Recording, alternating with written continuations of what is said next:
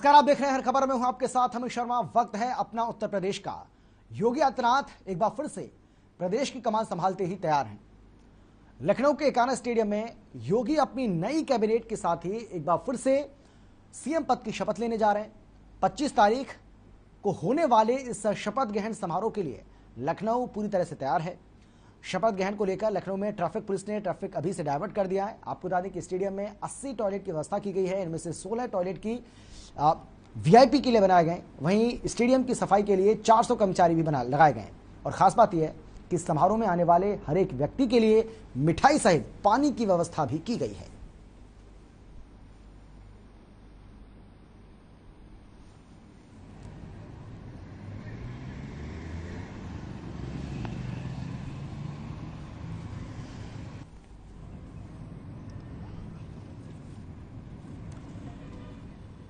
मुख्यमंत्री योगी आदित्यनाथ एक बार फिर से सूबे के सीएम बनने जा रहे हैं और शपथ ग्रहण की तैयारियां मुकम्मल कर ली गई हैं, पूरी कर ली गई हैं। किस तरीके से जबरदस्त तैयारी, भव्य तैयारी की गई है, इसका अंदाजा इन तस्वीरों को देखकर आप आसानी से लगा सकते हैं। और इस कार्यक्रम को लेकर ट्रैफिक को डायवर्ट किया गया है ताकि किसी तरह की कोई भी दिक्कत ना हो और ट्रैफिक व्यवस्था जो है वो भी सुचारू रूप से बनी रहे। इस ओथ सेरेमनी में प्रधानमंत्री नरेंद्र मोदी, गृह मंत्री अमित शाह समेत बीजेपी के तमाम बड़े नेता, इसके साथ ही बीजेपी शासित राज्यों के मुख्यमंत्री भी शिरकत करने वाले हैं।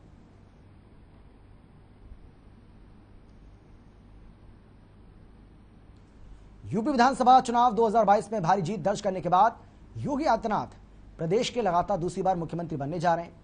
आपको बता दें कि 37 साल के बाद प्रदेश में किसी एक दल की सरकार की लगातार दूसरी बार ताजपोशी होगी। लखनऊ के लोक भवन में बीजेपी के विधायक दल की बैठक होगी, जिसके बाद योगी आदित्यनाथ सरकार बनाने का दावा पेश करेंगे।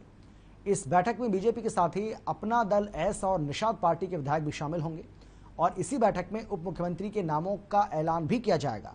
प्रदेश में डिप्टी सीएम 2 होंगे या 3, ये बीजेपी की कोर कमेटी की बैठक में तय होगा।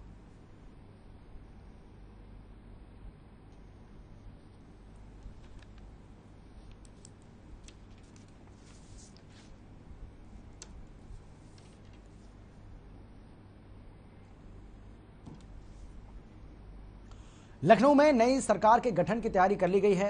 पूर्व प्रधानमंत्री स्वर्गीय अटल बिहारी वाजपेयी क्रिकेट स्टेडियम में मंच तैयार कर लिया गया है। साथ ही मंच के आगे लिखा है नए भारत का नया उत्तर प्रदेश। वहीं प्रधानमंत्री नरेंद्र मोदी, केंद्रीय गृह मंत्री अमित शाह समेत कई राज्यों के मुख्यमंत्री के साथ ही बीजेपी के सीनियर नेता भी शपथ ग्रहण समारोह में शामिल होंगे। इसके अलावा कार्यक्रम के लिए 200 वीवीआईपी मेहमानों की सूची तैयार की गई है।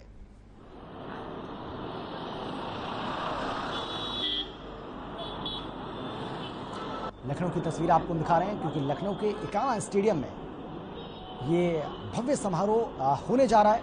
और किस तरीके से आप देख सकते हैं, अलग अलग तरह के पौधों से, फूलों से जो रास्ता है उसको भी सजाया गया है। और इसके साथ ही इस शपथ ग्रहण समारोह की तैयारियां यहाँ पर ज़बरदस्त तरीके से की गई हैं। सुरक्षा का भी काफ़ी पुख्ता बंदोबस्त यहाँ किया गया है।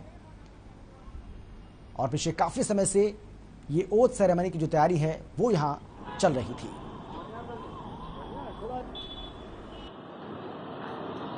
मौजूद हूं लखनऊ के एकाना स्टेडियम में, जहां पर कल शपथ ग्रहण समारोह होना है, जिसमें तैयारियों को देखा जाए तो बहुत मजबूती से तैयारियां कर ली गई हैं।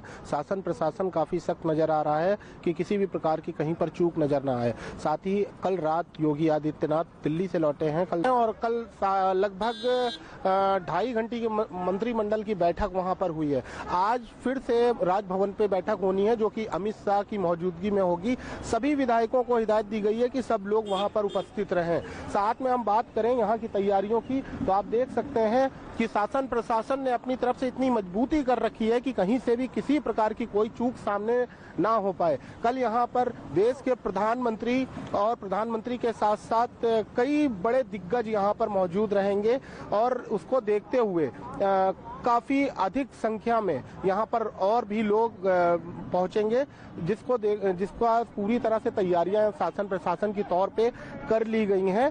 कैमरामैन साकेत के साथ आनंद सिंह। 25 मार्च यानी कि शुक्रवार को योगी आदित्यनाथ यूपी के मुखिया की दूसरी बार कमान संभालने वाले हैं। दूसरी तरफ उत्तर प्रदेश सरकार के नए मंत्रियों के नामों का ऐलान जल्द हो सकता है। कई पुराने मंत्रियों को नई कैबिनेट में जगह मिल सकती है, जबकि कुछ नए चेहरे भी शामिल किए जा सकते हैं। इसके साथ ही जो जानकारी मिल रही है उसके मुताबिक इस बार योगी कैबिनेट में महिलाओं की संख्या बढ़ाई जाएगी। सूत्रों के मुताबिक ये भी कहा जा रहा है कि नई कैबिनेट में 7 से 8 महिलाएं मंत्री बन सकती हैं। शुक्रवार को सीएम योगी आदित्यनाथ के साथ करीब 48 मंत्री शपथ ले सकते हैं। 25 मार्च को शाम 4 बजे यूपी में योगी 2.0 का समय शुरू हो जाएगा और शपथ ग्रहण की तैयारियों को लेकर नवाबों के शहर लखनऊ की रंगत देखते ही बन रही है।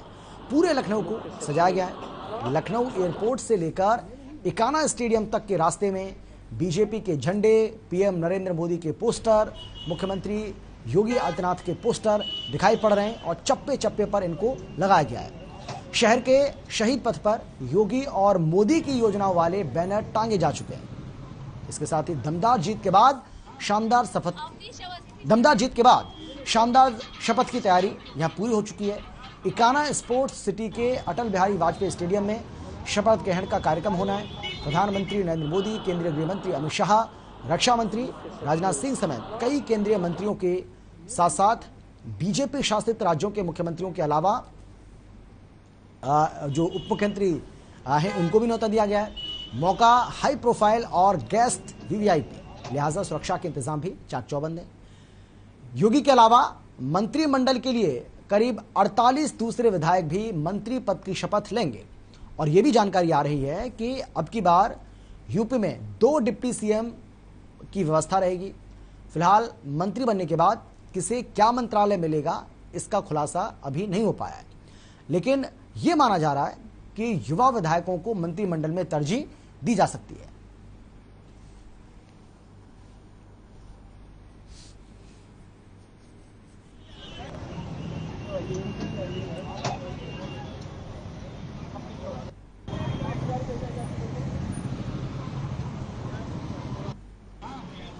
तो लखनऊ की ये तस्वीर आपको हम दिखा रहे हैं, जहां पर किस तरीके से आप देख सकते हैं जबरदस्त तैयारी इस ओथ सेरेमनी की यहां पर चल रही है। हर आने जाने वाली गाड़ी पर पैनी नजर रखी जा रही है। सुरक्षा के पुख्ता बंदोबस्त किए गए और 25 मार्च को जो शपथ ग्रहण समारोह होना है उसके लिए ये भव्य और शानदार तैयारी की तस्वीरें आपको हम यहां दिखा भी रहे हैं।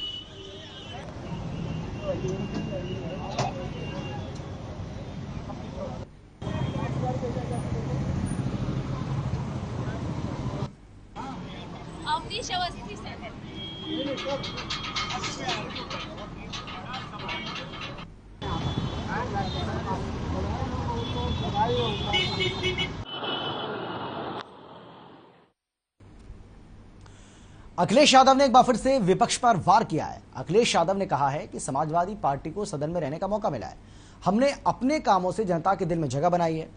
साथ ही उन्होंने कहा है कि समाजवादी पार्टी सदन से लेकर सड़क तक अब संघर्ष करेगी। जनता जो चाहेगी हम वही करेंगे।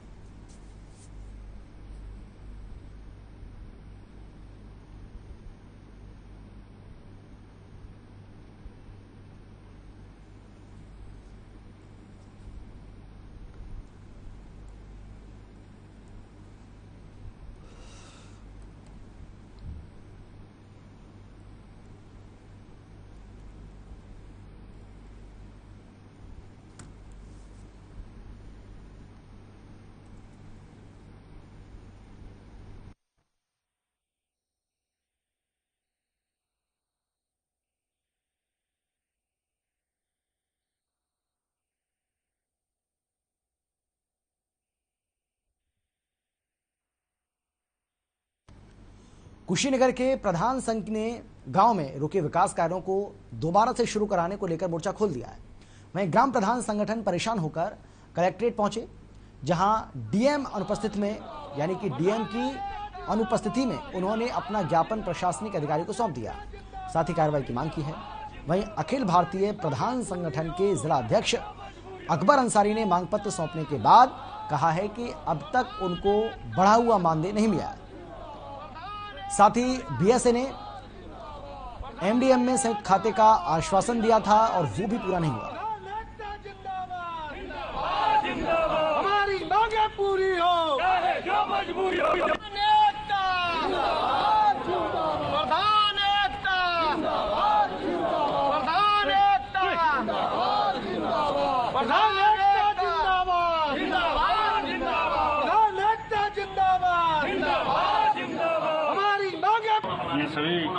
प्रधान साथी ब्लॉक प्रधान साथीगढ़ के साथ मैं एम साहब के पास, जिलाधिकारी महोदय के पास हम लोगों की कुछ मांगे थी, जो 13 सूत्री मांगे थी, उसको लेकर हम लोग आए।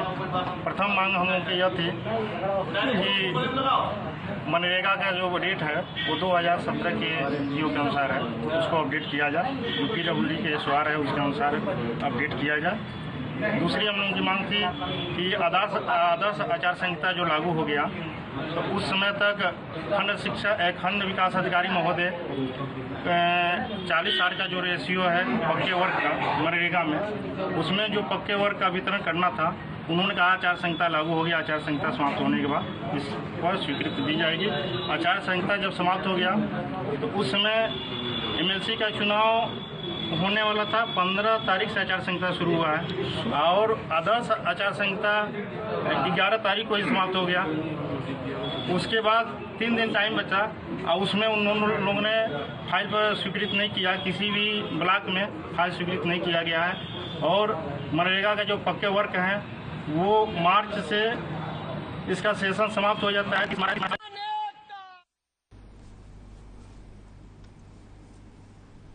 वहीं कुशीनगर के फाजिल नगर में BRC पर SMC अध्यक्ष और सचिव की कार्यशाला का आयोजन किया गया, जिसमें जिला समन्वयक अखिलेश चौधरी ने कहा है कि परिषदीय विद्यालयों में शैक्षिक वातावरण बनाने में विद्यालय प्रबंधन समिति की भूमिका महत्वपूर्ण होती है और ये स्कूल्स को समुदाय से जोड़ने की कड़ी है। उन्होंने कहा कि शिक्षा का अधिकार अधिनियम 2009 के प्रावधानों के अनुसार बच्चों के अधिकार संरक्षित होने चाहिए। विद्यालयों में प्रबंधन समिति उन्हीं अधिकारों को संरक्षित करने में अहम भूमिका निभाती है। मैं जो यहाँ उपस्थित हैं उनसे निवेदन करूंगा कि आप मंच पर आवें और आपको क्या हमसे टीकाकरण किया जा रहा है उसमें हम अपना 100% योगदान दें। हम ये ना समझें कि यह है, हमारे SMC के अध्यक्ष हैं। मैं जो यहाँ उपस्थित हैं उनसे निवेदन करूंगा कि आप मंच पर आवें और आपको क्या हमसे टीकाकरण किया जा रहा है उसमें हम अपना 100% योगदान दें। हम ये ना समझें कि यह है।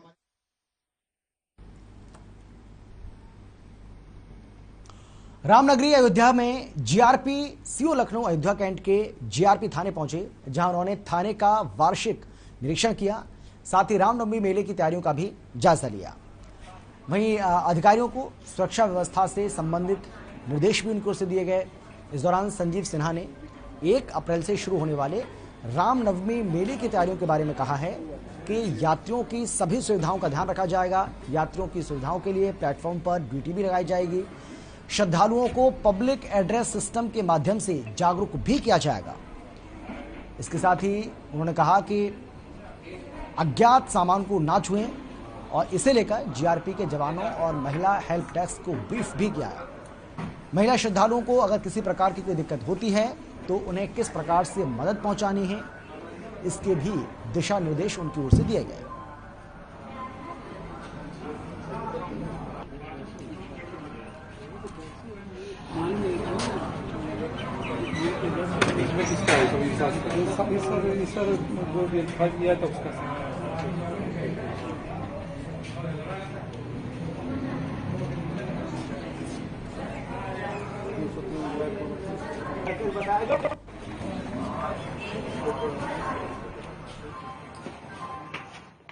आज यहाँ जो अयोध्या में जो है थाने में GRP थाने में आज हम लोग अर्धवार्षिक निरीक्षण हेतु आए। साथ ही जो आगामी जो हमारा त्यौहार है, मेला है, इस हेतु किस प्रकार से प्लेटफॉर्म पे ड्यूटियाँ लगाई जाए और किस तरह से यात्रियों की सुविधा हेतु उनको सुचारू रूप से, निर्बाध रूप से उनको प्लेटफॉर्म से बाहर निकाला जाए और उन्हें समय समय पर यह बताया जाए, सतर्कता बरती जाए कि आप अज्ञात वस्तुओं को न छुएं और ट्रेनों के छत पे ना बैठें। इस हेतु भी हम पूरी फोर्स को ब्रीफ कर रहे हैं ताकि आप यात्रियों को इस तरह से पब्लिक एड्रेस सिस्टम से उन्हें बताता। और खबर है कानपुर से, जहां होली एक दिन नहीं बल्कि 1 सप्ताह तक होली खेली जाती है। पूरे देश में होली का त्यौहार भले ही बीत गया हो, लेकिन कानपुर में रंगों की खुमारी अभी भी बदस्तूर लोगों के सिर चढ़ी हुई है। होली मेले को लेकर लोगों में काफी उत्साह यहां पर देखने को मिल रहा है। दरअसल इस शहर में एक सप्ताह तक लोग होली मनाते हैं और ये परंपरा पिछले काफी समय से चली आ रही है। बताया जाता है कि स्वाधीनता संग्राम की एक घटना से जुड़ी हुई ये परंपरा है जो बरसों जारी है। कानपुर में होली मेला अंग्रेजी हुकूमत की हार का प्रतीक है और साथ ही इस बार के होली मेले में बाबा का बुलडोजर शामिल किया गया जो चर्चा का विषय बन गया। आपको बता दें कि शहर में रंगों की टोली निकालने से पहले रज्जन बाबू हटिया पार्क में कानपुर जिला अधिकारी नेहा शर्मा ने शहीदों के चित्र पर पुष्प अर्पित किए, जिसके बाद झंडारोहण करके गंगा मेले का शुभारंभ किया गया। साथ ही आपको बता दें कि जिला अधिकारी ने आपसी सौहार्द और शांतिपूर्वक गंगा मेला मनाने की आम जनता से अपील भी की।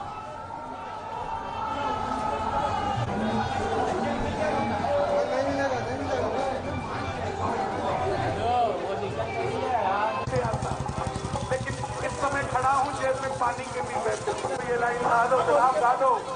तीन बाण काला मुझे दिखा दे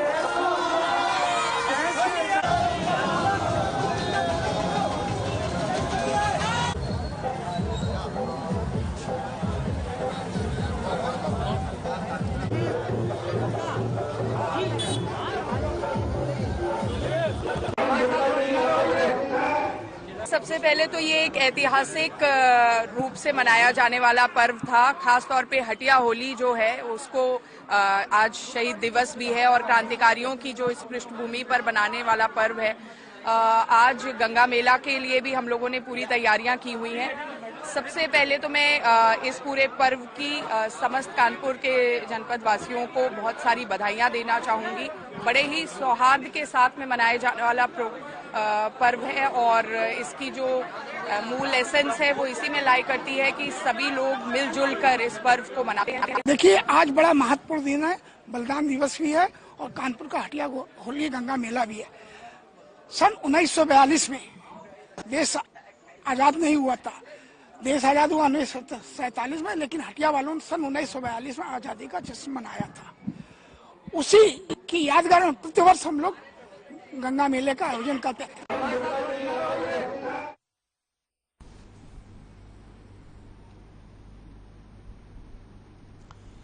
लखनऊ में कल वर्ल्ड टीबी उन्मूलन दिवस मनाया जाएगा। इस मौके पर KGMU चेस्ट रोग के चिकित्सक डॉक्टर वेद प्रकाश ने कहा है कि टीबी रोग के इलाज के लिए लगातार संघर्ष चल रहा है।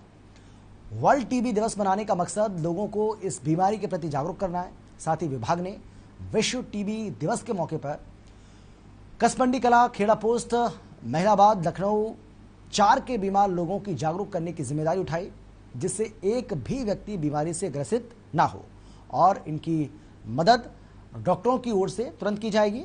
साथ ही लोगों को मुफ्त इलाज भी दिया जाएगा।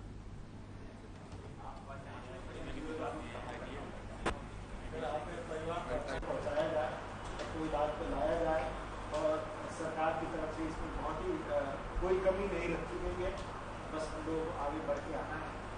और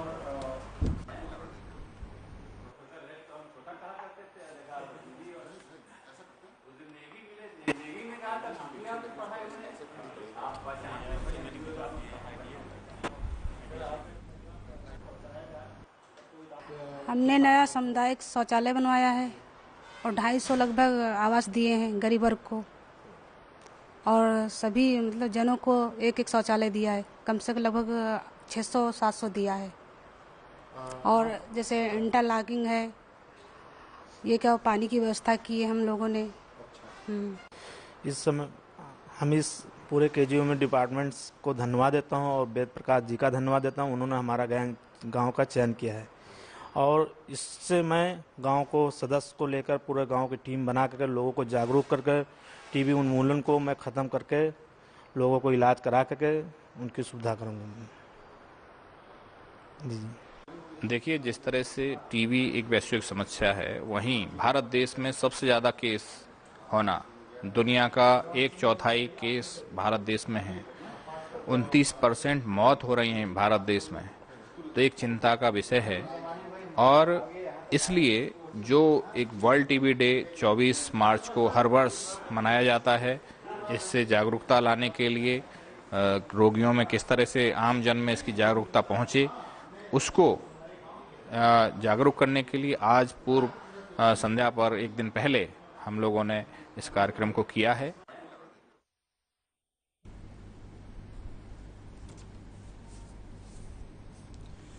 लखनऊ में समाजवादी चिंतक डॉक्टर राम मनोहर लोहिया की जयंती के मौके पर शहर के लोहिया पार्क में आयोजित कार्यक्रम में माल्यार्पण के बाद मीडिया से बातचीत करते हुए समाजवादी पार्टी के अध्यक्ष अखिलेश यादव ने कहा कि विधानसभा चुनाव में समाजवादी पार्टी को संघर्ष का जनादेश मिला है। समाजवादी पार्टी जनता के मुद्दों और समस्याओं को लेकर सदन से लेकर सड़क तक संघर्ष करती रहेगी। महंगाई हो, डीजल पेट्रोल के दाम हो, इन सब को लेकर सरकार पर उन्होंने निशाना साधा और कहा कि डीजल और पेट्रोल के दाम लगातार बढ़ रहे हैं, चुनाव के समय दाम क्यों नहीं बढ़ाए गए? चुनाव खत्म होने के बाद कंपनियां मुनाफा क्यों कमा रही हैं? इसके साथ ही उन्होंने बीजेपी पर गुंडागर्दी का सहारा लेने का आरोप लगाया और कहा कि लोकतंत्र को खत्म किया जा रहा है। पंचायत चुनाव में भी बीजेपी ने गुंडागर्दी की थी और अब विधान परिषद के चुनाव में भी यही हो रहा है। यहां तक कि डीएम और एसपी बीजेपी नेताओं और कार्यकर्ताओं के इशारे पर काम कर रहे हैं। जो आजमगढ़ के नेता कार्यकर्ता तय करेंगे वही फैसला समाजवादी पार्टी लेगी।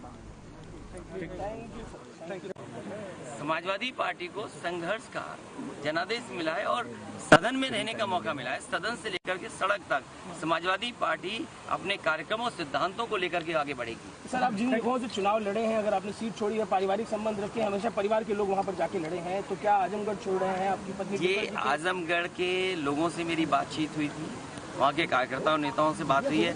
जो आजमगढ़ के नेता कार्यकर्ता तय करेंगे वही फैसला समाजवादी पार्टी लेगी।